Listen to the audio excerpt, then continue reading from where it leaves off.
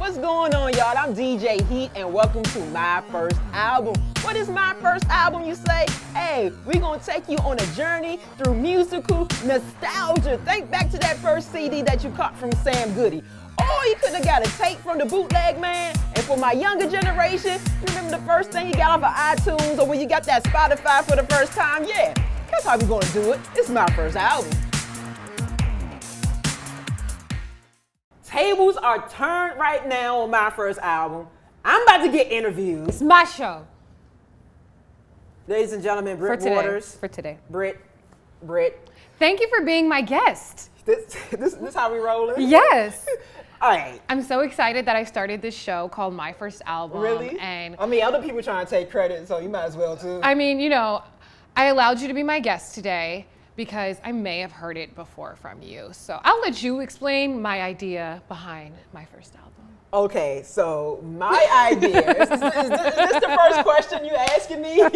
Like, how did you come up with my first album? Well, Britt, I came up with the idea for this show because at first I was gonna call it My First Vinyl because being a DJ, and we probably all remember that first record that we bought and dug into. I'm like, that may be too dated because, you know, even though I'm old and was buying records. Not old. Seasoned and buying records. Not everybody else could probably relate to it about buying records. So I was like, maybe something else. And I kept organically, the conversations would come up where we would just randomly talk about, like a song would come on and somebody be like, oh, you know, this is my song. This was like the first album I bought. And then somebody else would be like, oh yeah, I remember the first album I bought. And I saw that like as the ding. I'm like, okay, I like Universe, you're really trying to tell me that I should do this show because I think it's cool stories and it's nostalgia to me. Like we could all think back to, you know, that first album and you know, why we got it and, you know, playing it and just the memories. And it's, you know, I love music as well. And music brings people together and just the conversation of music brings people together. So I was like, all right, let's do my first album, man. Let's do that. Let's have some convos with people about the first album they ever copped. I love that, and I feel like you're the perfect person to do it. Oh, thank you. Because you're a very trusted source. Aww. The DJ, not only for radio, sports, touring, blogging, one of the captains of Black Twitter. Oh. DJ Heat. I really feel like that's you. Appreciate it. I feel like you're one of the rare people in here that can stay humble and stay positive, but also people know what you're working with. Yeah. People don't disrespect. Yeah. Like there's a level of, I got this here. Yeah, I'm not. You know. Yeah, I'm not a negative person. I'm not trying to get dirt out of people. Like I always just want to just have fun with that. I'm always like you said on Twitter. I just like cracking jokes and having fun. Like I don't want, you know, I get serious, you know, when the topics arise. But most of the time, like I'm just here to let these jokes fly. So let's get into your first album. Yes. Oh, man. My first album I ever copped was Ice Cube's Death Certificate album. Why are you making that face? Because I'm Death Certificate. Okay, let's talk about that. 1991. Yeah, man. When, where, how did you cop this album? Okay, I still remember. That's probably like 12-year-old me. I was a huge West Coast rap fan, and it's kind of wild. Okay, so before I got into more hardcore rap, I was only listening to stuff on the radio, which was, you know, it could be like an MC Hammer, it could have been Fresh Prince. So in 6th grade, I remember, you know, friends bringing in like NWA tapes and all that. I was like, who is NWA? And you would have thought I said something crazy. They was like, you don't know who NWA is? How crazy it sounds now. And I felt, since, you know, the huge movie and everything, and I felt so embarrassed. I didn't know. You had to go play catch up. So, you know, I would watch The Box on, you know, The Box, the video station. You play videos all day long. So I was like, I made it a mission to myself to watch The Box or even BET as much as I could to learn these rappers that I wasn't familiar with, I mean, you know, I was only familiar with MC Hammer at the time. I even named my dog after MC Hammer. I love that. So out of all the videos I would watch, it was something about Ice Cube. I was like, yo, like, this guy, he's amazing. Wow. And then when I found out that he had a new album coming out, I was like, oh, I gotta get this.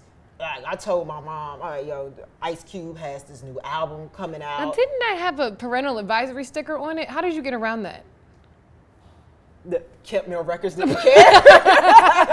I mean, I've probably been this hype since I probably was 12. Okay. So, yeah, my mom took me to Kemp Mill Records downtown. I used to be on F Street. I think it's like a Panera Bread or something else right now, or, you know, whatever, some eyeglass shop or whatever. And like I went in there, I was excited because we knew release dates as well back then. I was like, all right, it comes out on this day, gotta go get it, had my money, got that death certificate cassette, opened it up, and just something about Ice Cube, and that started my West Coast wave as well, because I became heavy into West Coast music, like crazy. Upon listening to it, did you at the time understand all of the political themes and the racial themes that were in it, or was it kind of just something you were vibing to? I think it was kind of something I was vibing to, but it did make me aware and quote unquote woke about what was going on, because I'm not going to lie, that made me want to take an interest in what was going on in outside of the realm of, okay, we having issues here in DC, but black people, we're having issues like everywhere.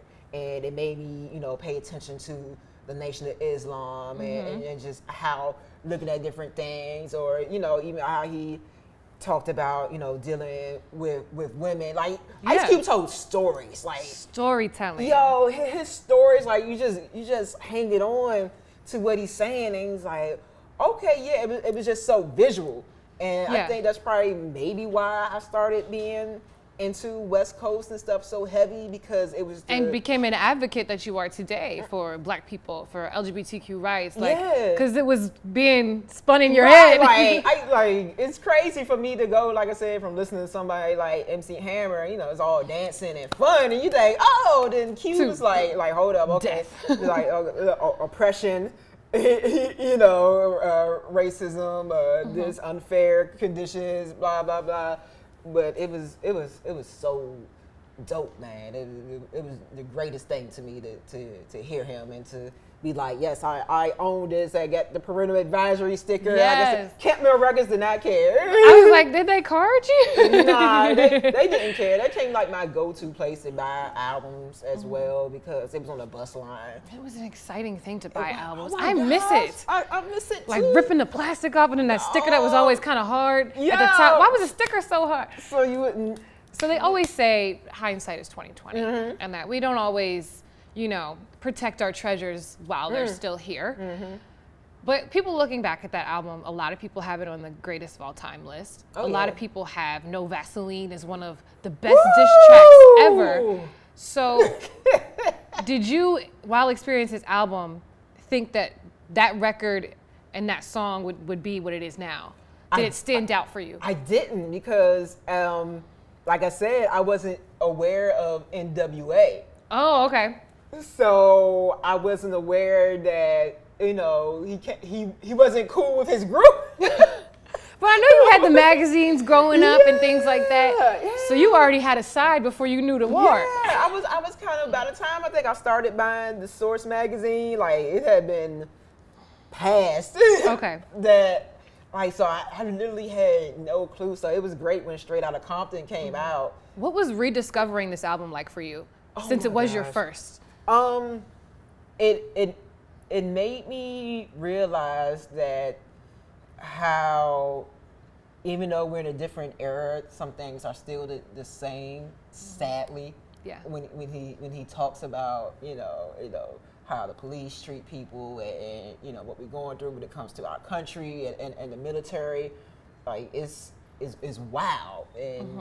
And it's great that music like that is made, because some rappers are historians. And that music that he put out, that NWA put out, that they're documenting history, and we can go back and it's like wow, like this is still happening, like come on, it needs to change. But they've been telling us, like his album Death Certificate came out like before the Rodney King situation. So when he was recording it before it happened, so it's like, listen, we've been telling y'all, even since NWA days, like what's going on, man. Yeah, that's super cool that you've had an experience at a young age and had almost a different one with the same album, and it just keeps getting better and better. Yeah, because like music is timeless. Yeah. And like that should be the goal. Like I don't knock the youngins. Like I never want to be. I always tell myself I don't want to be that old bitter DJ. There's space for everything. Yeah, it's space for everything. Like, what is the perfect time for you to listen to Death Certificate? Whoo, gosh, the perfect time, probably working out. Okay. All right. like working out because it gets you amped and in the zone. I don't want to listen to it probably before going to like a game, because I want to start being like angry, and then y'all gonna be like, why he playing all this angry music right now? But when you going through things, just want to get that that aggression out, like is good. Or even just to clear your head if you want to think a bit, because the lyrics do make you think. It's great to have stuff like that make you want to think and learn more and do research, which is something that I ended up doing as a kid. Once they had about to date myself here. So it was no internet yet, right? So you would at some public libraries, you was able. Oh, I've been there. Ooh. Yeah, remember libraries? You were able to access these computers where you could look up old magazine articles. So I was always looking up articles about rap music. I love that. and try to learn that, and then wasting the paper and printing them out. So I'm like, oh, I heard this on a song. Let me research this. Like, oh, dang, this is what's going on. Let me go to the library and go through the magazine files and find something about it. How did the movie change your opinion? You mentioned Straight Outta Compton, and how does seeing what Ice Cube is now, more of a businessman, family man, affect you and your experience with Death Certificate? It's wild because, and I think he gets these jokes all the time too.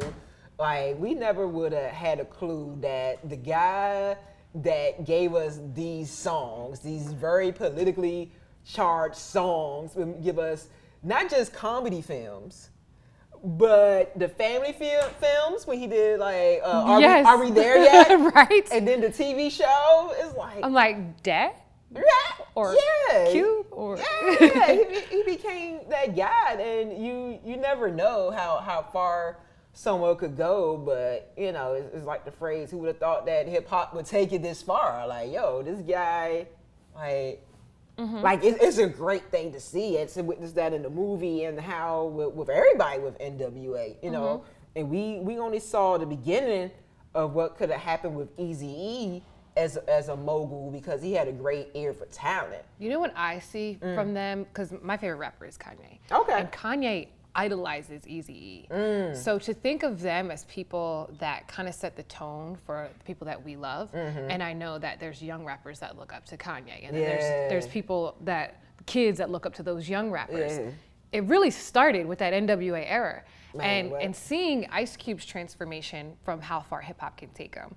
I look at your journey from being a DJ and a hip hop lover to being this businesswoman that you are, to being able to back up artists that aren't so much hip hop and be in every space and write and create. I never even thought of it like that. That's crazy that you did that. I mean, it shows how far hip hop took you. What motivated you to go through all these different directions? Just my love of music. Again, all right.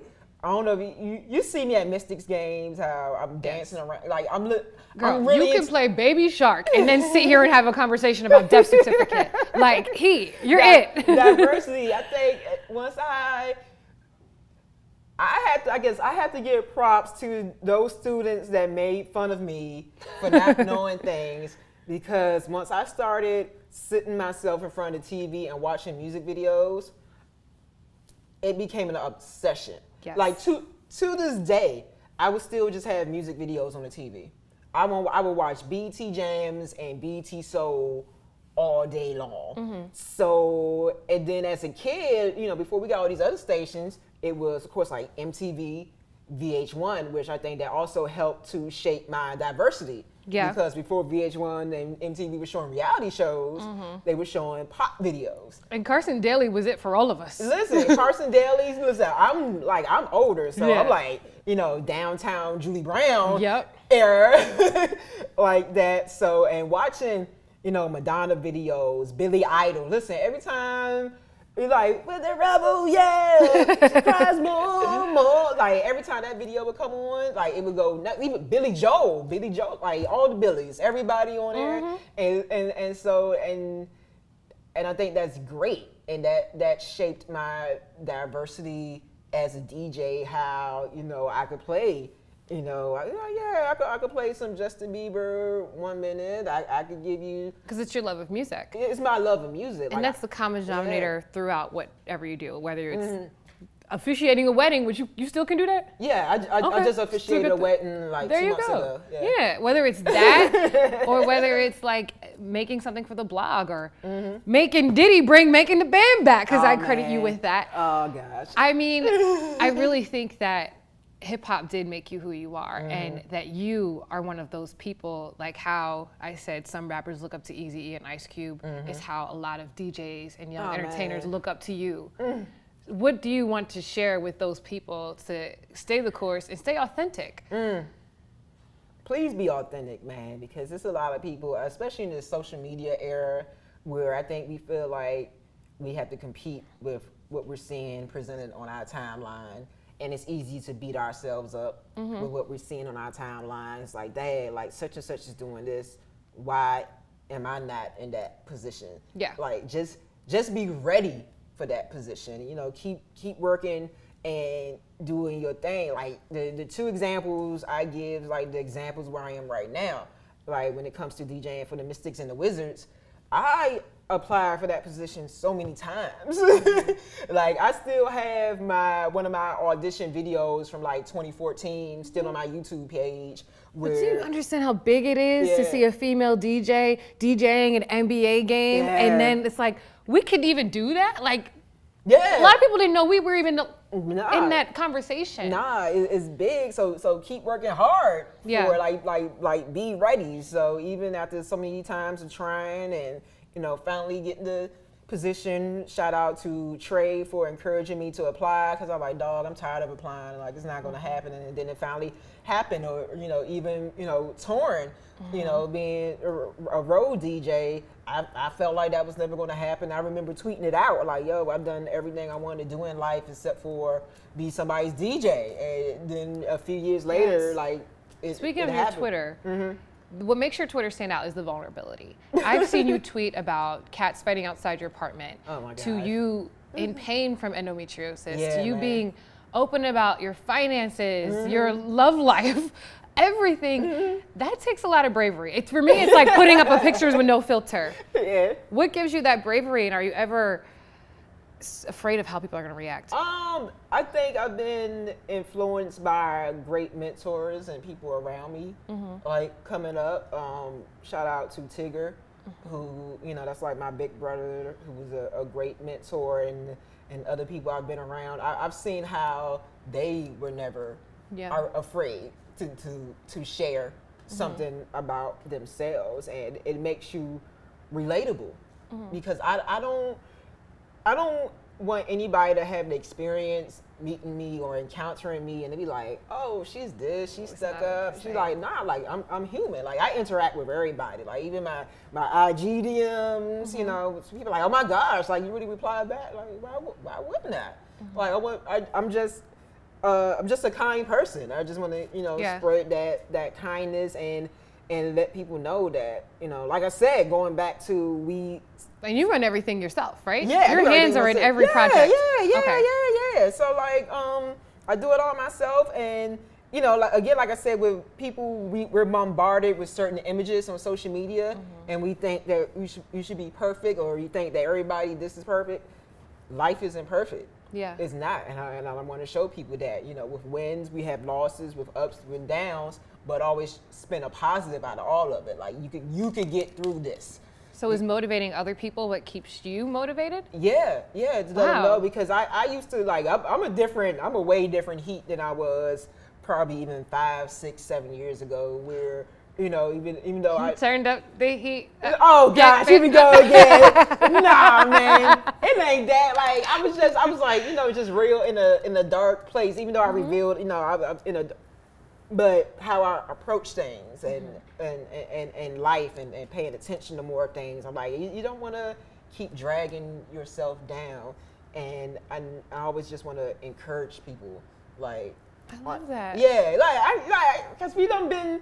Even your reasons for being authentic are authentic. I mean, because we go through a lot in life and in this business and everything, and I just want to, you know, give people like a little speck of hope and joy, and let them know, like, listen, I know it's like this right now. Like, even I tell myself that, and it seems like the tough times last forever, but you can look back at situations when you made it through and this and that. I'm like, all right, the breakthrough is coming. Like, it's something coming, Jesus, Lord. And you are living proof of that. Oh, thank you. So before I give another terrible Heat pun, why Heat? Why is it called Heat? Why is your name Heat? I have no real reason. Okay. I don't have a cool story about how I got my name. I was in high school, sitting in class, and I was actually thinking of rap names. Nice. Because, you know, as well as having a love for DJing, I was in the rap as well. I used to. Oh, we know. It's still on YouTube. It lives there forever. Yeah. I used to rap and write rap lyrics, and I was like, I think I need a new rap name. Like at one point, I was calling myself Lady Evil. Okay. I was like, I don't think I want to call. Thankful for the switch. I don't think I want to call myself Lady Evil anymore. I was like, Heat. I just wrote that out. Heat. Seems like a cool name. All right.